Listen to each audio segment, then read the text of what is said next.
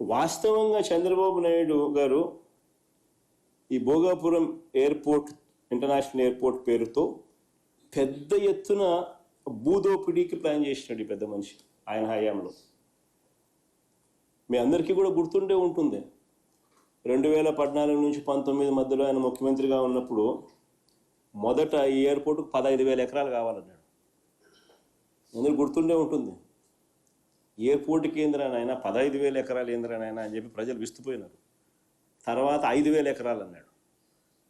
మన ఎయిర్పోర్ట్ కేంద్రానైనా 5,000 ఎకరాలు ఏంద్రానైనా అని చెప్పి నిజంగా ప్రజలు, ఈ మనిషి చిత్తశుద్ధిని ప్రజలు సీరియస్గా శంకించి ఏకంగా ఈ ప్రాజెక్టుకు వ్యతిరేకంగా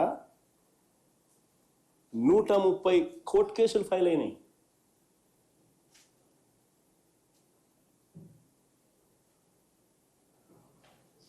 ప్రాజెక్ట్ టేకాఫ్ కాల.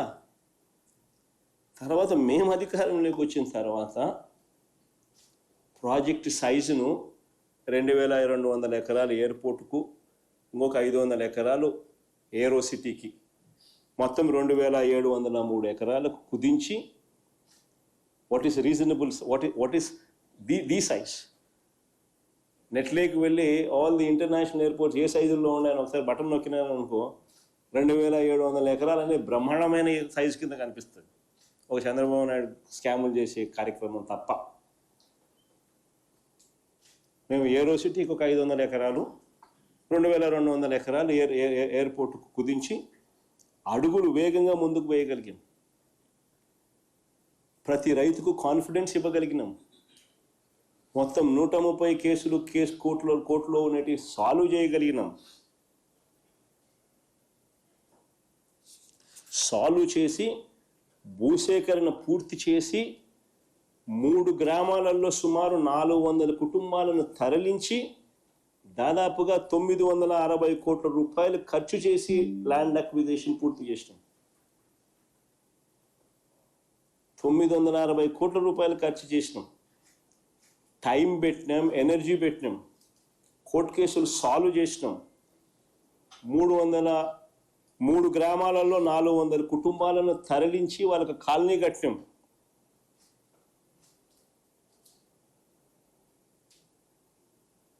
ల్యాండ్ అక్విజిషన్ మా హయాంలో జరిగింది. ఇది చేయడమే కాదు, ఈ పనులు చేపట్టడానికి తనకు సంబంధించిన మంత్రి అశోక్ గజపతిరాజు గారు ఆ రోజు కేంద్రంలో సివిల్ ఏవియేషన్ మంత్రిగా ఉన్నా కూడా చంద్రబాబు గారి ప్రభుత్వం పర్మిషన్స్, ఎన్ఓసీలు కూడా కేంద్రం నుంచి తెచ్చుకోలేకపోయారు. ఇది కూడా వాస్తవం. విశాఖపట్నంలో డిఫెన్స్ ఎస్టాబ్లిష్మెంట్స్ చాలా ఉన్నాయి. విశాఖపట్నంలో డిఫెన్స్ ఎస్టాబ్లిష్మెంట్స్ అన్నీ చాలా ఉన్నాయి. ఎయిర్పోర్ట్ కనుక కావాలి అని అంటే, కట్టాలి అని అంటే వారి పర్మిషన్స్ అన్నీ కూడా తప్పనిసరి. మనం వచ్చిన తర్వాతనే ఈ పర్మిషన్స్ కోసం కేంద్ర ప్రభుత్వం మీద ఒత్తిడి తీసుకొచ్చి వెంట పడడం జరిగింది. ప్రధాని గారిని నేనే స్వయంగా కలిసి లేఖలు ఇవ్వడమే కాకుండా రిక్వెస్ట్ కూడా పలుమార్లు చేయాల్సి వచ్చింది. మేము వచ్చిన తర్వాతనే ఎన్ఓసితో పాటు, కేంద్రం నుంచి ఎన్ఓసితో పాటు airports authority of India approval, BCAS approval అంటే bureau of civil aviation security approval, ministry of defence approval, ministry of civil aviation approval, environmental clearance, NOC for closure of existing airport INS Dega, NOC from central government, financial closure of all participating banks. ఇవన్నీ కూడా మా హయాంలో జరిగాయి. వైఎస్ఆర్సీపీ ప్రభుత్వం అధికారంలో ఉన్నప్పుడు జరిగాయి. రోడ్లు, నీళ్లు, కరెంటుకు అవసరమైన రాష్ట్ర ప్రభుత్వ అదనపు నిధులు కూడా మా ప్రభుత్వం వచ్చాకే ఇచ్చాం. అవి కూడా మా ప్రభుత్వం వచ్చాకే ఇచ్చాం.